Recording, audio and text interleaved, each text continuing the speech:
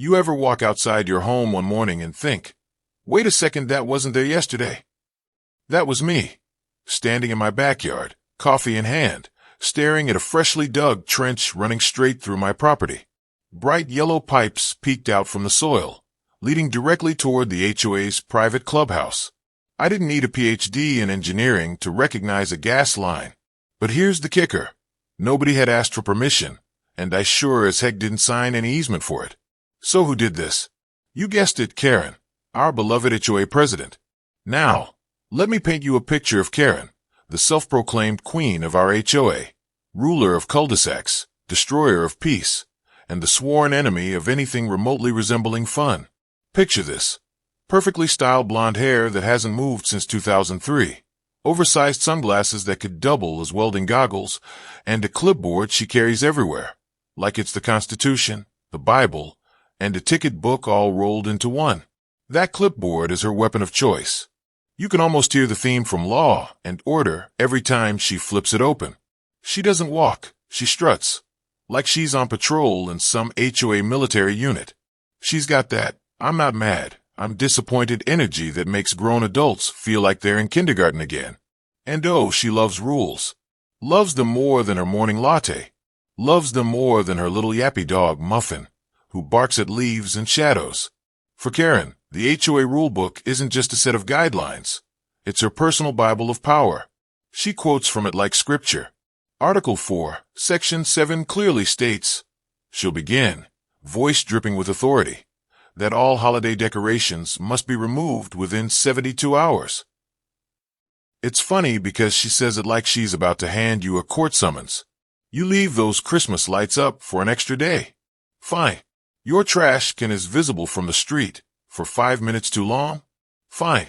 Plant the wrong shade of flowers in your front yard? Congratulations. You're in violation of Karen Code 101. She's the kind of person who once sent a formal warning letter to a neighbor because their wind chimes were too cheerful. Her exact words were, they disrupt the aesthetic serenity of the neighborhood. Yeah, that's Karen. Now, everyone in the community knows her. Some people fear her. Others, like me, just find her annoying in a documentary-worthy way. She thrives on control. It's not enough for things to run smoothly. They have to run her way. She uses that HOA position like a throne. Her meetings? Oh, they're a performance. She sits at the head of the long table, pen in hand, glasses halfway down her nose like some kind of suburban judge. The rest of the board members? They nod along, terrified to disagree. Every agenda item starts with, now I've already decided, and ends with, so we'll vote yes. It's democracy in name only. And of course, she justifies every power move with her favorite phrase. It's all about maintaining community harmony. Ah yes, community harmony, also known as do what Karen wants, or else. So, when I woke up that morning, stepped into my backyard, and saw a fresh trench slicing straight through my property, I already knew. I didn't need to call the HOA office, didn't need to check the paperwork, didn't need to ask around. That had Karen's fingerprints all over it. See, this wasn't a small thing. This was a deep, winding trench, freshly dug, dirt piled up on both sides, and right there, in plain sight, a shiny yellow pipe running through it. Anyone who's ever seen a gas line knows exactly what it looks like. And it wasn't just close to my property line. It was smack in the middle of it. The nerve. The absolute gall. I remember just standing there, coffee in hand, completely stunned. My first thought wasn't even anger, it was disbelief. Like, is this a prank? Am I on some hidden camera show? Nope. No prank. Just Karen being Karen. I could practically hear her voice in my head. Oh, it's for the betterment of the community, dear. You'll understand later. Yeah, I understood perfectly. She'd authorized a project to run a gas line to the HOA clubhouse and decided my land was the easiest shortcut. Because why deal with permits, easements, or actual communication when you can just bulldoze your way through other people's property, right? But before I exploded, I decided to give her a chance to explain. Maybe, just maybe, there had been some mix-up. Maybe the contractors misread a map. Maybe she'd actually gotten permission, and there was a detail I'd missed. I'm all for giving people a chance, even Karen's. So that afternoon, I marched down to the HOA office, which sits right near the entrance of our subdivision. It's this over-decorated little building with fake marble floors, motivational posters about neighborhood pride, and a gold plaque on the door that reads, Karen Mitchell, HOA President. Of course it's gold. The moment I walked in, there she was, sitting behind her desk, surrounded by binders, folders, and that ever-present clipboard. She looked up at me over her glasses, clearly annoyed that someone had dared to enter her domain without an appointment. Hi, Karen, I said, doing my best to sound calm. I just noticed there's a gas-lined trench running through my backyard. I was hoping you could explain what's going on. Without missing a beat, she said, and I'll never forget this. Oh, that? Yes, that's part of the clubhouse expansion. Don't worry, it's within HOA rights. Within HOA rights? I actually laughed out loud. Karen, I said, that's my property. There's no easement back there. You can't just dig up private land. She leaned back, gave me that fake sympathetic smile, and replied, Actually, since you're part of the community, your land is subject to shared utility access. Shared utility access. I nearly choked. That's the thing about Karen. When she doesn't know the law, she just makes it up. And she says it with such confidence that you start to question yourself for half a second until you remember she's absolutely full of it. Now, I'd read the HOA documents when I bought the place. I'm not the type to sign things blindly. I knew exactly where the common utility easement ended, and spoiler alert, it stopped a good 20 feet before my backyard. So, she was lying straight to my face. Still, I didn't want to lose my temper. I took a deep breath and said, All right, Karen, I'll double-check the plats and get back to you. She smirked, that same smug, self-satisfied look she gives every time she thinks she's won. Of course, she said, but don't waste too much time. The contractors will be finishing the line by tomorrow. And that's when I knew this wasn't just arrogance. It was intentional. She knew exactly what she was doing, and she didn't care. That's the kind of person Karen is. She believes rules are for everyone else, not her. She hides behind community improvement while trampling over anyone who dares to question her authority. The worst part, she genuinely thinks she's doing the right thing. In her mind, she's the hero, keeping the neighborhood beautiful and functional, even if it means bending every rule in the book. As I left that office, my blood was boiling. I could feel that kind of quiet rage that doesn't show on your face, but burns in your chest. I walked past the clubhouse, the one she was trying to upgrade with this new gas line, and I saw the contractors packing up their equipment for the day. I remember thinking, not today, Karen. Not this time. Because if she wanted a fight, she was about to get one, just not the kind she expected. She might have had her clipboard, her fake smile, and her so-called community harmony. But I had something she didn't. The law, evidence, and a whole lot of patience. And that's when I made up my mind. This wasn't going to be another one of Karen's little HOA victories. This time, she'd picked the wrong neighbor to mess with. Because while she was busy rewriting the rules, I was about to rewrite the ending. And trust me, she wasn't going to like it. That afternoon, I marched over to the HOA office, or as most of us half-jokingly called it, Karen's Kingdom. You couldn't miss the place. It sat right at the neighborhood entrance, proudly displaying the HOA logo like some kind of suburban embassy. The building itself was small, but every inch screamed authority. A little fountain out front, which, by the way, had been Karen approved for its elegant water flow, burbled away, while two perfectly trimmed hedges, shaped like swans, flanked the walkway. I swear, if you look closely, you could almost see a tiny crown floating over the door. As I walked up the path, I could feel my irritation simmering. Every step reminded me of that ugly yellow pipe cutting through my property like a scar. My land, my soil, my problem. All because someone decided the rules didn't apply to them. The front door was, of course, spotless. Glass so polished I could see my reflection in it. Inside, the air smelled like lemon disinfectant and fake lavender, the kind that burns your nose after 2 breaths. The walls were lined with framed HOA achievement certificates that Karen had awarded herself and the board over the years. Stuff like Outstanding Community Compliance Award, 2018, Neighborhood Pride Certificate, 2019, and my personal favorite, Best Administrative Leadership, self-nominated. Yeah, that told me everything I needed to know. Karen's desk sat at the far end of the office, big, oak, and strategically placed, so that she could look down the length of the room like a queen overseeing her court. She had her hair done up perfectly as always, glasses perched on her nose, and that ever-present clipboard beside her, her Excalibur. She was flipping through a stack of papers, highlighter in hand, when I stepped inside. I cleared my throat. "Hey, Karen," I said, keeping my tone steady. "Got a minute?" She didn't even look up, just tapped her pen twice, circled something on the page, and said, "Make it quick. I'm very busy finalizing the clubhouse expansion schedule." "Oh, I bet you are." "I'll try," I replied.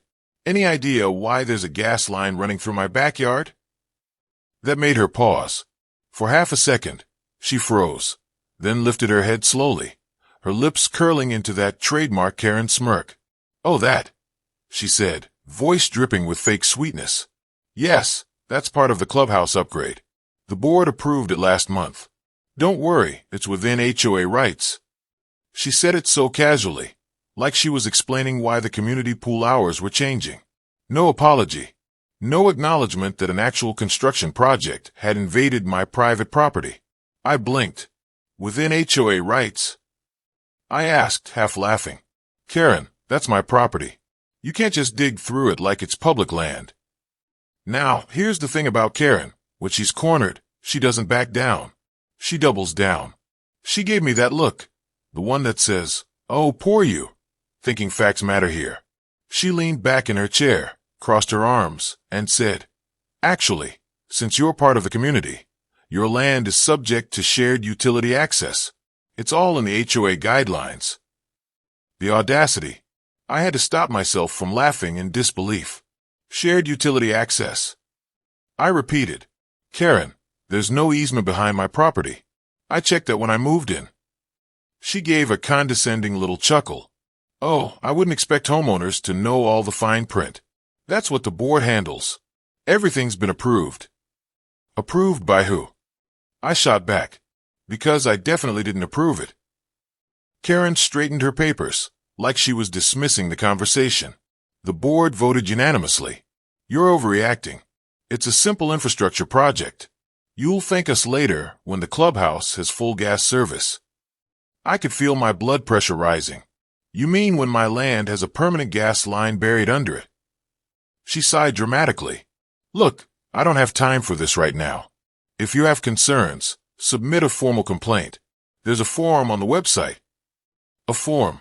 She just illegally authorized a gas line across my yard, and her solution was a form. That's when it really hit me. Karen wasn't just ignorant. She was boldly wrong and completely confident about it. And that combination. Dangerous. But I'd learned something important right there. Arguing with Karen was like arguing with a brick wall that thinks it has a PhD in neighborhood management. The more logical you get, the less she listens. She thrives on control, not reason. So I took a deep breath and forced a smile. "All right, Karen. I'll look into it." She nodded, clearly satisfied that she'd handled me. "Good idea. And please don't interfere with the contractors. They're under HOA instruction. We don't want to delay progress." "Wouldn't dream of it," I said, already planning the exact opposite. Because she wasn't just breaking a rule. She was breaking the law. And I wasn't about to let her get away with it. As I walked out, I glanced back and saw her through the glass window, talking on the phone, probably bragging to another board member about how she dealt with me. The arrogance on her face made my skin crawl. Outside, I stood by the little swan-shaped hedge and took a deep breath. The sun was starting to set, painting everything gold, but I couldn't enjoy it. I was furious. Not the kind of fury that makes you shout. No, this was the quiet, calculating kind. The kind that whispers, "All right, you want to play games? Let's play." See, I wasn't the type to storm in with fists and fury. I prefer precision, facts, documentation, proof. And that's when the idea started forming in my mind, a plan, simple but effective. I'd seen enough power-tripping HOA presidents in my time to know one thing. The moment you bring hard evidence to the table, their entire empire of "because I said so" starts to crumble. So I went home, grabbed my folder of HOA documents, and laid them all out on my kitchen table. Every page, every map, every plat I'd received when I bought the house. I wanted to be absolutely sure of what I already knew. And sure enough, clear as day, there it was. Utility easement boundary. Terminates 20 feet before rear property line. Meaning the gas line? 100% illegal. I remember grinning. Not out of happiness, but out of sheer vindication. Karen had no idea the kind of trouble she'd just walked into. But I wasn't going to march back to her office waving papers. Not yet. That's what she'd expect. An emotional outburst she could dismiss as another unreasonable homeowner. No, I had a better idea. A smarter one. I'd call in backup. Someone who knew how to make facts undeniable. Someone who could back me up with professional credibility, a land surveyor. My friend Mike was perfect for the job. He'd been in the surveying business for over 15 years, with an eye for legal property details sharper than a lawyer's. If there was one person who could confirm, in writing, that Karen and her contractors had crossed the line, literally, it was him. So that night, I sent him a message. "Hey man, you busy tomorrow? I need you to bring your equipment. Looks like someone's trying to build a gas line on my property." He replied within minutes. "On my way first thing in the morning. Let's catch a Karen in the act." I couldn't help but laugh. As I turned off the lights and looked out the window at the dark outline of my backyard, that stupid yellow pipe gleaming faintly under the moonlight, I felt oddly calm, because for the first time since discovering that trench, I had a plan. Karen thought she was untouchable, the all-powerful HOA president who could rewrite reality with her clipboard and smug grin. But the thing about people like her, they never expect consequences. They never think the ordinary homeowner will stand up, gather evidence, and fight back. So I decided right then and there, I wasn't just going to prove her wrong. I was going to expose her for what she was. By the time this was over, she wouldn't be bragging about the clubhouse gas line anymore. She'd be praying she'd never heard the words, shared utility access. And as I fell asleep that night, one thought echoed in my mind, calm and certain. "You picked the wrong neighbor this time, Karen." When I say I called my friend Mike, I mean I called him with the kind of energy you have when you're one bad email away from losing your mind. See, Mike isn't just any friend. He's that one guy who reads zoning laws for fun. The type of person who can look at a map, point at a squiggly line, and tell you exactly which part of it you legally own, and which part belongs to the city. If property law were a video game, Mike would have been a final boss. I told him everything, the trench, the gas line, the smug HOA president with her fake, shared utility nonsense. He didn't even hesitate. "Give me 24 hours, he said. "I'll bring my gear. We'll find out exactly how bad she messed up." And boy, did he deliver. By 8 a.m. sharp, Mike rolled up in his old pickup, the back loaded with surveying equipment, tripods, scanners, and gadgets that looked like they belonged in a sci-fi movie. He hopped out, wearing his trademark wide-brimmed hat, and that grin he gets when he smells legal trouble brewing. "So," he said, slapping the side of his truck, "where's this illegal masterpiece?" I led him to the backyard, and the moment he saw the trench, his eyebrows shot up. "Oh yeah," he muttered, squatting down to get a closer look. "This isn't just sloppy, this is criminally stupid." He set up his gear, moving with the precision of a surgeon.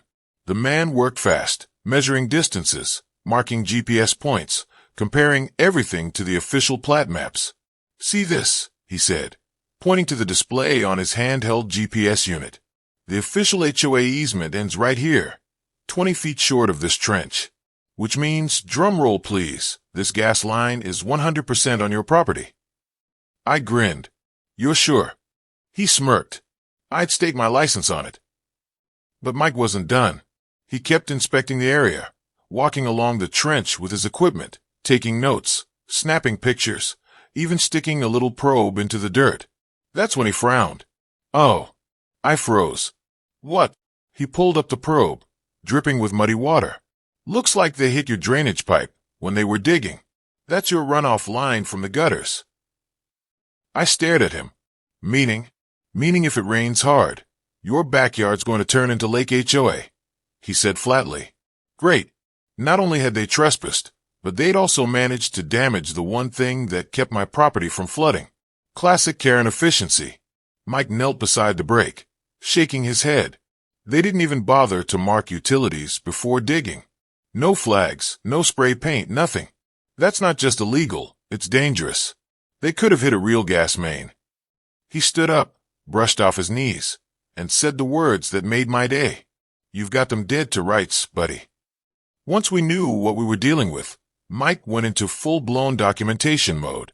We took photos from every angle, the trench, the pipe, the broken drain, even the direction the contractor's tracks went. Mike set up his drone, flying it overhead to capture the entire layout in crystal-clear detail. The footage showed exactly how the line ran from the clubhouse, across common property, and right into my yard. He even recorded a full GPS overlay, showing the trench violating my property boundary by several feet. We time-stamped every single image and stored everything in a shared folder. By the end of the day, we had enough evidence to make any lawyer salivate. I thanked Mike, and he gave me that knowing grin. When you email her, he said, make it polite. Let her hang herself with her own arrogance. I laughed. You know me too well. That night, I sat down at my computer, cracked my knuckles, and drafted what might be the most carefully worded email of my life. I started with, Hi Karen, I hope this message finds you well. Because if you're going to drop a truth bomb, it's best to wrap it in politeness. Then I continued. After reviewing recent work done near the clubhouse, I noticed a gas line trench that extends into my private property. I've confirmed this with official plat maps and GPS data from a licensed land surveyor. Unfortunately, the line also caused damage to an existing drainage pipe on my land. I'm requesting that the HOA remove the gas line and restore my property to its previous condition. Please confirm when this will be scheduled. I'm happy to provide documentation upon request. Short, professional, direct, and underneath all that civility was one unspoken message. You messed up, Karen. Big time.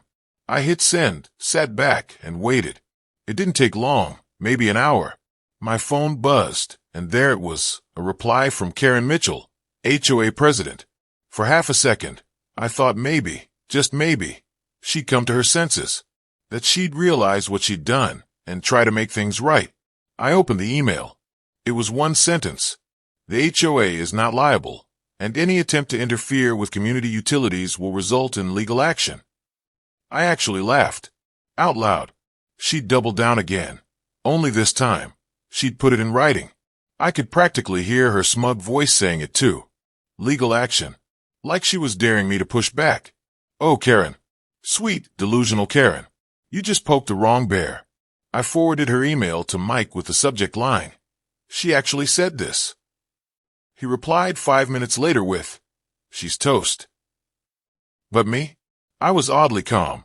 That kind of calm you get when you realize you're holding all the cards and your opponent doesn't even know they're playing the wrong game.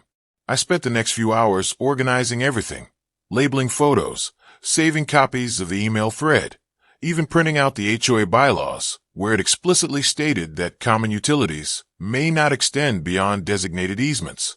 I knew Karen's type. She was going to keep bluffing until she ran face first into hard evidence. And I was going to be there when it happened. The next day, I started noticing things. The contractors had stopped working on the trench. The HOA clubhouse project, which had been buzzing with activity, suddenly went quiet. Word must have spread that something wasn't right. Then my neighbor, Tom, walked over while I was outside watering the lawn. You're the one who told Karen about the gas line thing, right? He asked. I nodded cautiously. Why? He chuckled. She's fuming. I heard her yelling at one of the board members this morning about overstepping boundaries. Guess she's realizing she might have actually overstepped literally. I grinned. Guess so. Apparently, the board members weren't too thrilled either. They hadn't been informed that Karen authorized a construction project through private land. The unanimous vote she bragged about? Totally fabricated. The house of cards was starting to wobble. Later that evening, Mike came back by to drop off an official surveyor's report, a neat, professional document stamped with a certification seal. Frame this, he joked, handing it to me. That's your golden ticket. The report was beautiful, clean lines, precise coordinates, and bold red text labeling the gas line as encroachment beyond HOA boundary. He pointed to a paragraph halfway down. That right there? That's the part that says she's in violation of state property law. If she tries to sue you, this will eat her case alive. I thanked him, genuinely grateful. Drinks on me after this is over. You got it, he said, tipping his hat. But something tells me this saga's just getting started. He wasn't wrong. That night, I sat outside on my porch, the air cool and quiet except for the crickets. Across the street, the clubhouse lights flickered off one by one, and I could see Karen's shadow through her office window as she paced back and forth, probably drafting her next threatening email. I sipped my drink and smiled, because the thing about Karen is, she'd spent so long intimidating people that she'd forgotten what happens when someone stands up to her. She thought her title made her untouchable. But now, I had proof. I had witnesses. I had the law. And more than that, I had patience. So I decided to let her make the next move. Because whatever it was, I'd be ready. And when it came, she'd finally learn the golden rule of every HOA horror story. Never mess with a quiet homeowner. They're the ones who always keep receipts. About a week after sending that email, things around the neighborhood went suspiciously quiet. The construction had stopped, the contractors disappeared, and Karen, for once, wasn't strutting around like a queen inspecting her kingdom. I figured maybe, just maybe, she'd realized she was in the wrong and was quietly figuring out how to fix her mess without admitting fault. Oh, how wrong I was. Because one sunny afternoon, while I was out of my driveway washing my truck, a white sedan pulled up. The guy inside rolled down the window and asked, "You Mr. Thompson?" "Yeah," I said, wiping my hands on a towel. He handed me a thick envelope. "You've been served." For a second, I thought he was joking. Like served as in you've been challenged to a dance battle. But no, this was the real deal. Right there, in black and white, plaintiff, the Homeowners Association defendant, me. Apparently, I was being sued for, and I quote, harassing the HOA board, interfering with community maintenance, and engaging in obstructive behavior detrimental to neighborhood harmony. Translation: Karen didn't like being told she was wrong. I just stood there, flipping through the pages, half laughing in disbelief. I mean, this was peak Karen behavior. She trespassed on my land, damaged my property, and then, somehow, decided I was the bad guy. It was almost impressive, in a delusional kind of way. When I showed the papers to my wife, she raised an eyebrow and said, "She's actually lost it." And honestly, I agreed. But I wasn't going to panic, because unlike Karen, I had something she didn't. Evidence, timestamps, maps, and a whole folder of receipts. So I called up my lawyer, a calm, no-nonsense guy named David who'd helped me with my home purchase. I told him the whole story, from the trench to the one-sentence threat email. He chuckled halfway through. "You're kidding," he said. "Nope. She really sued me." "All right," he said, still laughing. "Bring everything you've got to my office. Let's have some fun." The next morning, I walked into David's office carrying a binder so thick it could have doubled as a doorstop. Inside, every photo, every map, every piece of correspondence with Karen and the HOA. I spread it all out on his desk like I was presenting a case on CSI. Suburbia. David leaned back in his chair, flipping through the pages. He was quiet for a long moment, then finally looked up at me with a grin. "This," he said, "is the weakest case I've ever seen." I couldn't help but laugh. "That's what I was hoping you'd say." "She's got nothing," he continued. "No legal standing, no evidence of harassment, and no authority to install utilities on private property. If anything, she just gift-wrapped a countersuit for you." My grin widened. "You're serious?" "Oh, absolutely," he said, eyes sparkling. "They handed you a winning ticket. Let's give Karen a little legal education." The countersuit. Within days, David filed our countersuit. Trespassing, property damage, and illegal utility installation. We backed it up with surveyor data, HOA bylaws, and photos of the broken drainage pipe. The evidence was ironclad. When the paperwork hit the HOA's inbox, I imagine it must have sent a shockwave through their little boardroom. Suddenly, Karen wasn't the one holding the clipboard, the law was. I started hearing whispers around the neighborhood. Tom, my neighbor across the street, told me that during the latest HOA meeting, Karen had gone into full meltdown mode. She was red as a tomato, he said, laughing. Kept yelling about ungrateful residents and legal misunderstandings. Half the board didn't even know she'd authorized the gas line without approval. Apparently, the other board members were blindsided. They thought the gas line project was still pending legal review. Karen had told them it was already handled, meaning she'd gone rogue. By now, the HOA's attorney, yes, they had one, was involved. From what I heard, he wasn't thrilled either. Something about unauthorized decision-making and potential liability exposure. Translation: she dragged the entire HOA into her personal war. But if you think that made her back down, you don't know Karen. When confronted by the board, she didn't apologize. She doubled down. "I'm protecting the community," she reportedly shouted during a meeting. "He's trying to undermine HOA authority. If we give in once, everyone will think they can defy us." It was classic Karen logic. When cornered, just yell louder and pretend it's leadership. She started sending out community-wide emails, filled with half-truths and dramatic language like, "Certain residents are attempting to obstruct community progress. We must stand united against personal vendettas." She never named me directly, but everyone knew who she meant. I'd get nods and whispers when walking my dog. "You're the guy Karen's fighting, right?" Some neighbors even came up and quietly said, "Good luck." Somebody needed to put her in her place. Apparently, I wasn't the first person she'd steamrolled, just the first one who fought back. David and I started preparing our case. We went through everything line by line. The HOA's charter, the property maps, the communication logs. Every document Karen had signed was another nail in her legal coffin. She'd overstepped her authority, misrepresented board approval, and ignored multiple property rights laws. And the best part? Her own emails supported our claim. When she wrote, "The HOA is not liable," she basically admitted that the HOA was responsible for the gas line. And when she said, "Any attempt to interfere will result in legal action," it proved she was using intimidation instead of legal procedure. David was giddy. "Judges hate this kind of behavior," he said. "It's the fastest way to lose credibility." A week before the hearing, Karen tried one last desperate move. She came to my house. Now, you have to understand, she hadn't set foot on my property since the trench incident.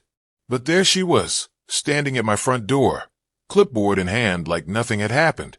I opened the door and just stared at her. She smiled, that overly sweet, fake smile, and said, "Hi. I was hoping we could settle this amicably before things get unpleasant." I crossed my arms. "Unpleasant? You mean like illegally digging through my yard?" Her smile faltered. "Let's not get dramatic. These lawsuits are just wasting everyone's time. If you'd be willing to drop yours, I could." I cut her off. "Karen, I'm not dropping anything. You broke the law. You damaged my property. And now you're trying to play nice because you realize you're losing." She went quiet for a moment, then straightened her posture and said, "You're making a mistake. The HOA always wins in the end." I couldn't help but smirk. "We'll see about that." And I closed the door right in her face.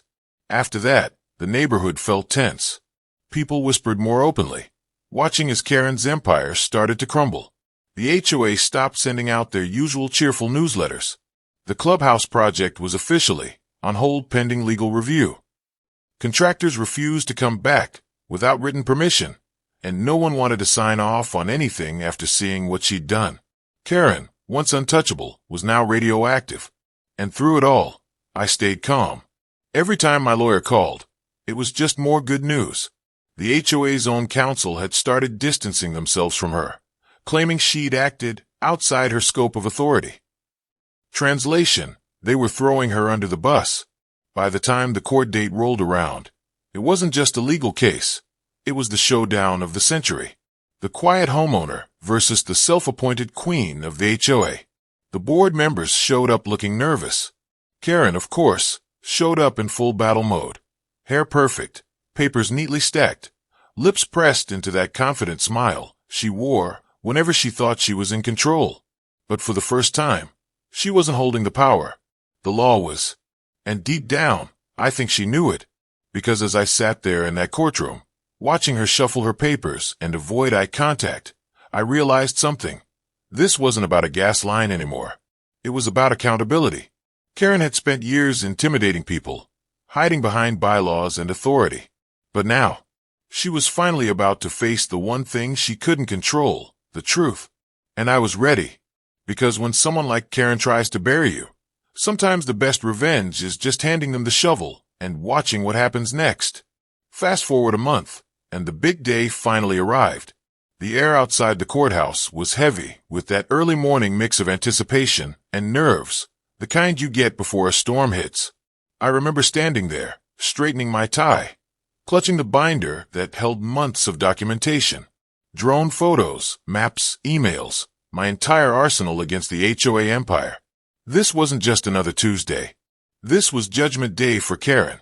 When I walked into the courtroom, she was already there, sitting at the plaintiff's table like she owned the place. Her posture screamed confidence. Her hair was perfectly styled, nails immaculate, a crisp blazer that probably cost more than my truck's tires. She wasn't just attending a court hearing. She was performing at one. And boy, did she love an audience. Karen smiled at everyone who passed, the bailiff, the clerk, even the opposing counsel.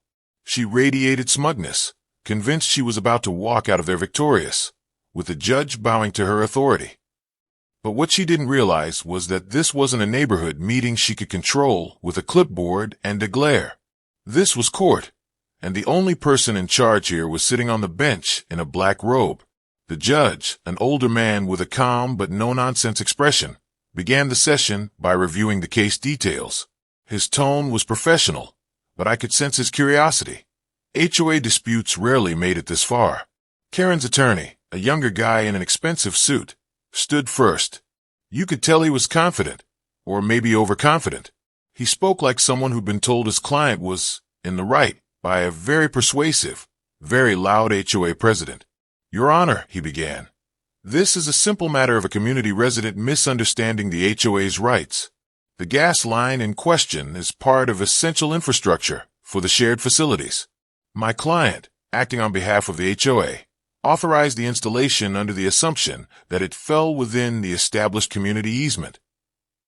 He paused for effect, glancing toward Karen, who nodded dramatically, as if to say, yes, I am the responsible leader here. The lawyer continued. Unfortunately, the defendant, he pointed at me like I'd stolen something, decided to interfere, causing delays and costs to the community project. We're asking the court to reaffirm the HOA's rights and dismiss the defendant's frivolous counterclaims.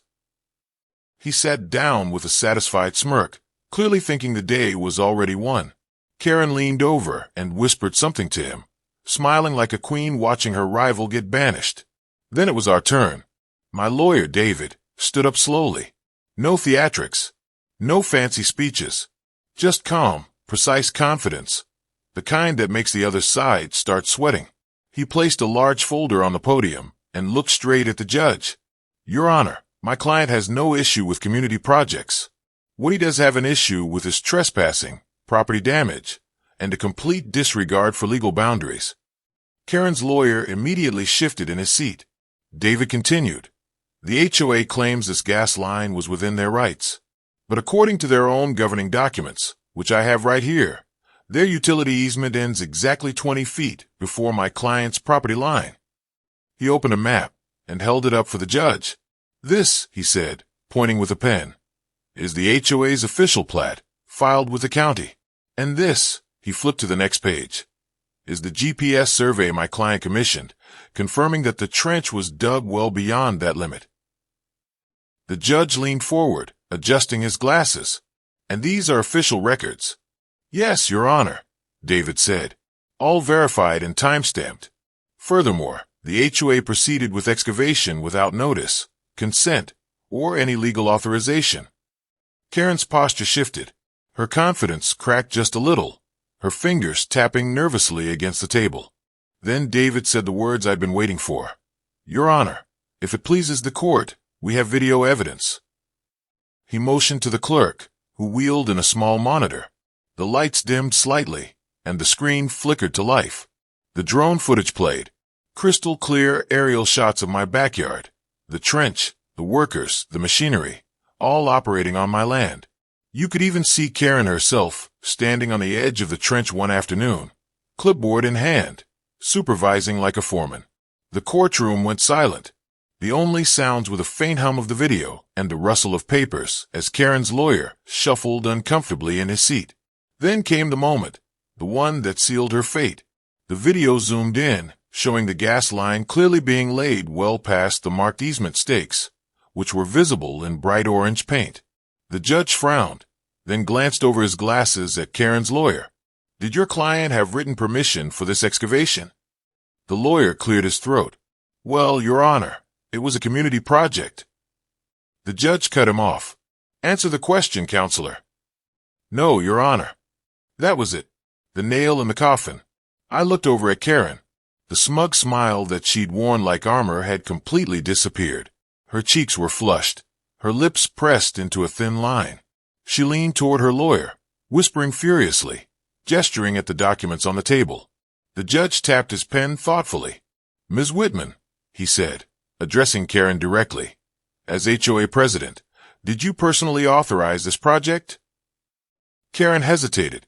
"Well, the board discussed it and—" "Did the board approve it in writing?" The judge interrupted. Silence.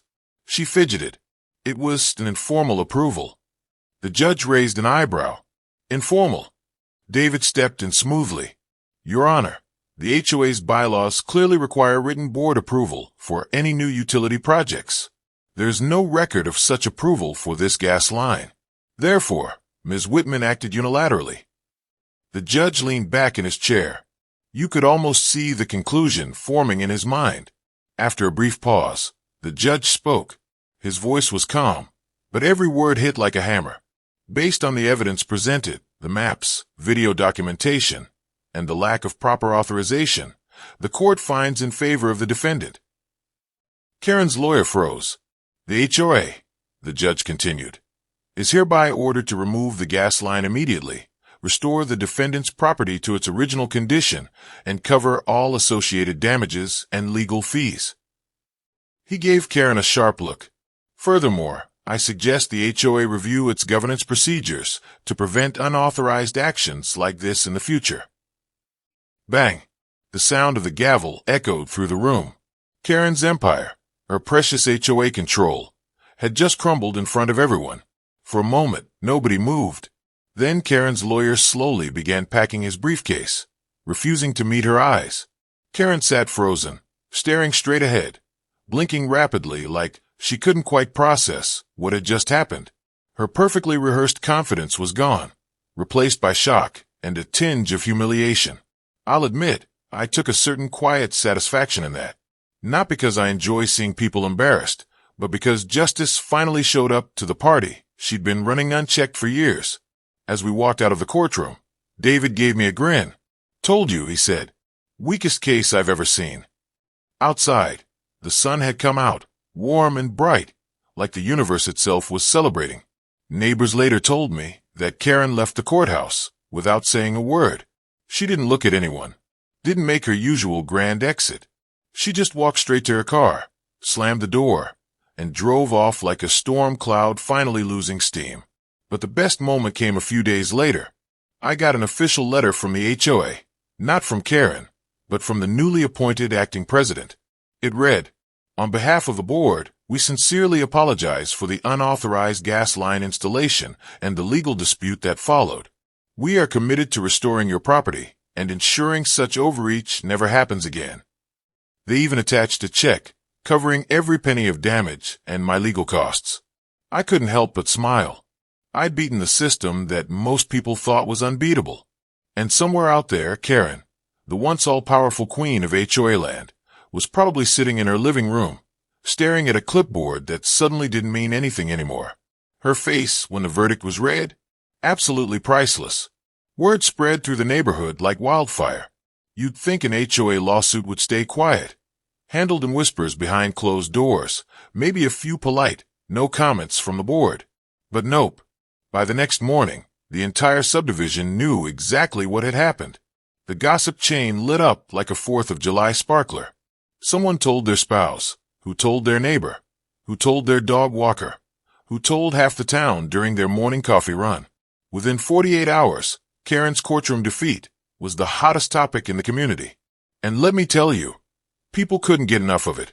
I couldn't even walk my dog without someone stopping me. "Hey, are you the guy who beat Karen in court?" I'd laugh and shrug it off, but inside, yeah, I was proud. Not because I wanted fame, but because it felt like justice had finally caught up with someone who'd been untouchable for too long. You see, Karen had ruled this neighborhood like a tiny suburban dictator. For years, she'd been the gatekeeper of everything. Paint colors, mailbox heights, even how long you could leave your garbage bins out. She'd fined people for planting unauthorized flowers and lectured retirees for having non-regulation lawn ornaments. Most residents didn't dare speak up because if you crossed her, she'd find a way to make your life miserable. Random inspections, warnings, petty citations, you name it. But after the court ruling, it was like a spell had been broken. People realized she wasn't invincible. And once that fear was gone, the floodgates opened. At first, it was small talk, whispered conversations at mailboxes, friendly nods during morning jogs. Then, the story started rolling in. Tom from down the street confessed that Karen fined him $50 for having overgrown grass, even though his mower had broken down for just one day. Marcia, who lived 2 houses over, said Karen ignored her repeated requests to repair a broken streetlight, but somehow approved a new lamppost right outside her own property. And then there was Alan, an older veteran who'd been fined for flying an American flag from his porch because it was too large. That one had always rubbed me the wrong way. But now, people were bringing it back up with fury. It was like everyone had been quietly stockpiling grievances, waiting for anyone, to challenge the HOA queen. Once I did, the whole neighborhood found its voice. About 2 weeks after the verdict, the HOA board held a special meeting. The notice went out by email, though I didn't even need to read it. The subject line said it all. Emergency board session, governance and leadership review. Translation: Karen was in trouble. Neighbors gathered outside the clubhouse that night, murmuring and speculating like it was the season finale of a TV drama. You could practically feel the tension in the air, the same tension Karen used to feed off of. But this time, it wasn't working in her favor. Through the clubhouse windows, we could see the board members seated around their long oak table. Karen sat in her usual spot at the head, chin high, lips pursed. But her body language was different, tight, defensive. From outside, we couldn't hear every word, but bits and pieces drifted out through the open door. Unauthorized decisions, legal exposure, breach of bylaws. She was trying to defend herself, hands gesturing wildly, voice rising every few seconds. But the other board members weren't nodding like usual. They were frowning, exchanging looks. For once, Karen's charm wasn't working. The meeting dragged on for nearly 2 hours. A few neighbors had even brought lawn chairs and snacks. I'm not kidding. Someone joked it felt like watching the HOA Olympics. Finally, one of the board members came out, clipboard in hand, and announced the decision. In a calm but firm voice, she said, "The board has voted to remove Karen Whitman from her position as HOA president, effective immediately." The crowd outside didn't cheer, at least, not loudly. It was more like a wave of stunned relief. You could hear people exhale. Someone muttered, "About time." Another whispered, "Unbelievable." Me. I just stood there, arms crossed, trying not to smile too wide. Inside, I saw Karen stand up, grab her papers, and storm out through the side door. No eye contact, no farewell speech. Just pure fury wrapped in silence. The woman who'd spent years policing everyone else had finally been held accountable. And in the most poetic twist possible, it was the same board she used to control that voted her out. In the days that followed, the change was almost immediate. The new interim board, led by a quiet, reasonable woman named Denise, sent out a community update. It read, "Our goal is to rebuild trust between the HOA and residents. Effective immediately. All pending fines are frozen pending review.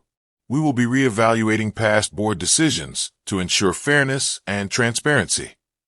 You could almost hear the collective sigh of relief echo through the subdivision. Suddenly, people were smiling at HOA meetings. Discussions were civil, not confrontational. The fear that had lingered in the air for years had finally lifted. And that massive clubhouse gas line project? Scrapped completely. The board decided it wasn't necessary after all, and the funds were redirected to fix long-neglected neighborhood repairs instead. Cracked sidewalks were patched. The community park got new benches. The old swing set that Karen once called a liability hazard was repaired instead of removed. It felt like the community was waking up from a bad dream. As for Karen, she didn't take her fall from power gracefully. For a couple of weeks, she kept a low profile. Her once daily inspection walks stopped entirely. No one saw her at HOA meetings, and her car was missing from the driveway more often than not. Then, 2 weeks later, a moving truck appeared in front of her house. No announcement, no goodbyes, just boxes, movers, and the faint sound of a slammed car door. By sunset, she was gone. Some neighbors speculated she'd moved in with family out of state. Others joked she probably found another neighborhood to manage. Either way, nobody seemed too sad about her departure. When the movers finally drove off, the street felt peaceful, like the air itself was lighter. The kind of quiet you don't realize you've been missing until it comes back. In the following weeks, the neighborhood transformed completely. Block parties made a comeback. People actually waved to each other again. The HOA's reputation, once feared and resented, slowly became respected. And me, I just went back to enjoying my backyard, the same yard Karen had tried to claim for her community project. The trench was gone, the grass was green again, and life was finally drama-free. Every time I looked out across that freshly restored patch of lawn, I couldn't help but smile. Because that's where it all started, a single gas line, a bad decision, and one very entitled HOA president who thought she could bulldoze her way through anyone. Turns out, the bulldozer hit a wall. And this time, it wasn't the HOA's wall, it was mine. The gas line was removed, my land restored, and the HOA, now under new leadership, actually apologized in writing. Mike and I celebrated with a barbecue right over the spot where that illegal trench used to be. I even put up a little garden sign that says, "Private property. HOA presidents beware." So what's the lesson here? Don't let a power-hungry Karen push you around. Know your rights, document everything, and never underestimate how far a little patience and evidence can go. Because sometimes, the best revenge isn't yelling or fighting. It's letting karma do its job, one court ruling at a time.